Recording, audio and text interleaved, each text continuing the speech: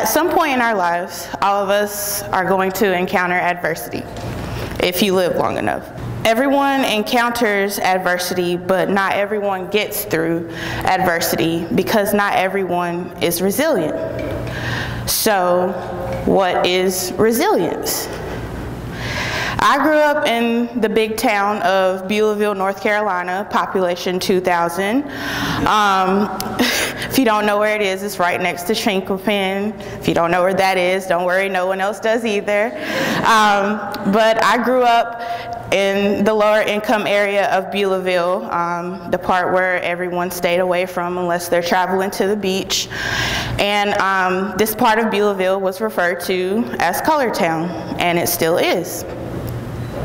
So I grew up hearing the phrase that nothing good comes out of Beulahville, because for a long time, nothing good did come out of Beulahville. So as I grew older, I wanted to change that narrative of Beulahville, but I didn't know how. And much like everyone in here, I'm sure I've had my own share of adversity in life. Starting with my mother. When I was 7 years old, my mother was diagnosed with cancer, and since then, her health has been in a constant decline to the point where she is no longer able to walk and she can no longer care for herself. So when I got in high school, I had to take on a lot of the responsibilities that she used to do, cooking and cleaning around the house, laundry, all of that. And I also had a part-time job. I was also an athlete and still tried to be an A student. So I burned out very quickly. But I still tried to keep a positive mindset because that's just the kind of person that I am. So my senior year of high school, I was on my way to UNC Pembroke on an athletic scholarship. All I had to do was get through regionals and the state championship track meet, and I also had a full ride scholarship offer from Gardner-Webb University. So I know some of you are wondering how I ended up here. I got to the track meet after ignoring the doctor's orders of bed rest because I had torn tendons in both of my knees. But I really wanted this, and I really wanted to go to college because no one in my family had ever been, and I did not want my parents to pay for anything, mainly because they couldn't. But I didn't want to have to take out any loans, so like this was like my one time to really make it out of Beulahville. And so I get to the track meet, and I was in a lot of pain, as you can imagine. But I got there, and how many of you know about the field part of track and field? So I was doing shot put and discus, but at this particular track meet, I was there for discus, and I had to get 105 feet to qualify for the state championship track meet. So I get there, and you know, I'm ready, even though I'm in pain, like I'm warming up, I'm like, I'm gonna push past the pain, like everything is gonna be fine. I get there, it's raining, everything is slippery. I was like, you know what, everything is still gonna be fine. And I got there and I did it. I got the 105 feet that I needed to qualify, but it was on the line of the field part of the track. So the coaches and officials spent about 10 minutes debating on whether or not they were going to count it as in, because it's technically not supposed to go outside of the line. So if it's touching the line, is it inside or is it outside? I don't know. But they finally decided that they weren't going to count it. And so there goes my chance of an athletic scholarship.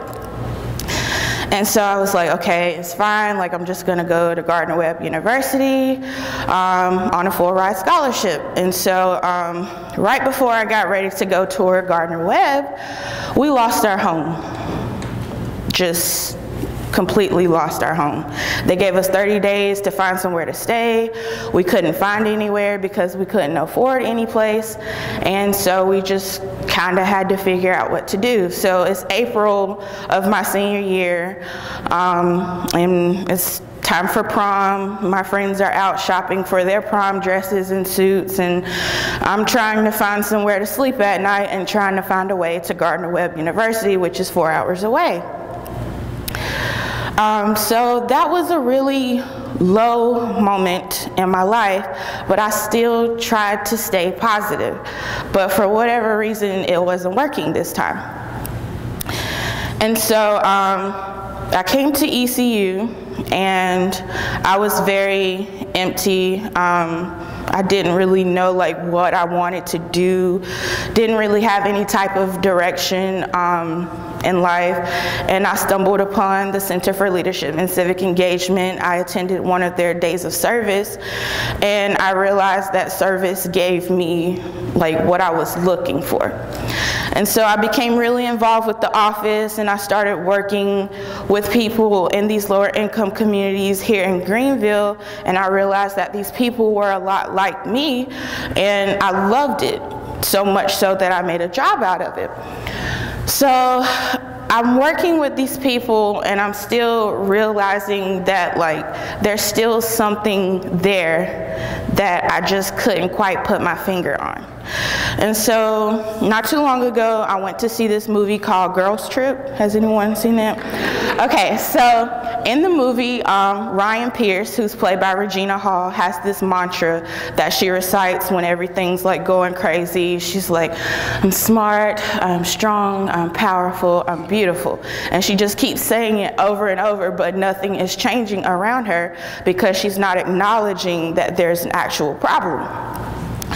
And so after I watched that movie, I realized what resilience is not. Resilience is not pretending that everything is okay when it's not. Resilience is not trying to cover up and be your best self, kind of like she was saying, this polished version of ourselves.